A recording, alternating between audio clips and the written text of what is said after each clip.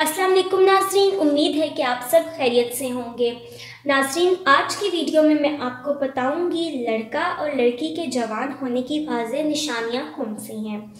तो नाज़रीन, वीडियो बहुत ही ज़्यादा इन्फॉर्मेटिव है, इसलिए वीडियो को आपने मुकम्मल ज़रूर देखना है क्योंकि अक्सर लोगों को इन मालूमात के बारे में इल्म नहीं होता। और वीडियो शुरू करने से पहले आप सबसे एक छोटी सी दरख्वास्त करूँगी कि अगर आप हमारे चैनल पर न्यू हैं तो आप हमारे चैनल को सब्सक्राइब कर लीजिए, साथ ही बेल आइकन को क्लिक कर दीजिए ताकि आने वाली मज़ीद वीडियोज़ का नोटिफिकेशन आपको मिलता रहे।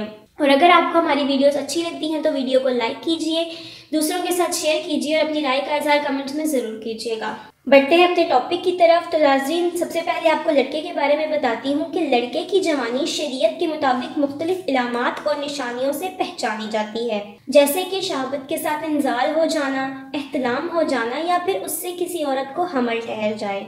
लेकिन अगर इस तरह की कोई इलामत या निशानी नज़र ना आए तो फिर भी शरीयत और इस्लाम के मुताबिक 15 साल पूरे होने पर लड़का बालिग कहलाता है।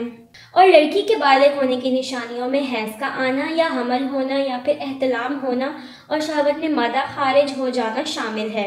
और लड़के की ही तरह अगर ये इलामात ज़ाहिर ना हो तो भी लड़की इस्लाम और शरीयत के मुताबिक 15 साल की उम्र में बालिग हो जाती है।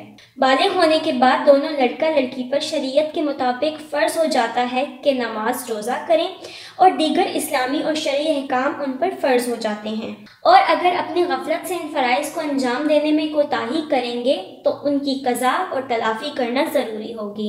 जी तो नाज़रीन, ये थी हमारी आज की वीडियो। उम्मीद है कि वीडियो आपके लिए इन्फॉर्मेटिव रही होगी और आप लोगों के लिए मुफीद साबित होगी। कोई बात जो पूछना चाहते हैं तो आप कमेंट्स के ज़रिए पूछ सकते हैं। मज़ीद अगर आपको हमारी वीडियोज़ अच्छी लगती हैं तो वीडियोज़ को लाइक कीजिए, शेयर कीजिए और अगर ऐसी मज़ीद वीडियोस को हासिल करना चाहते हैं तो हमारे चैनल को सब्सक्राइब कर दें, साथ ही बेल आइकन को क्लिक कर दीजिए। ख्याल रखिएगा अपना। आपसे मुलाकात होती है अपनी नेक्स्ट वीडियो के साथ। तब तक के लिए खुदा हाफिज़।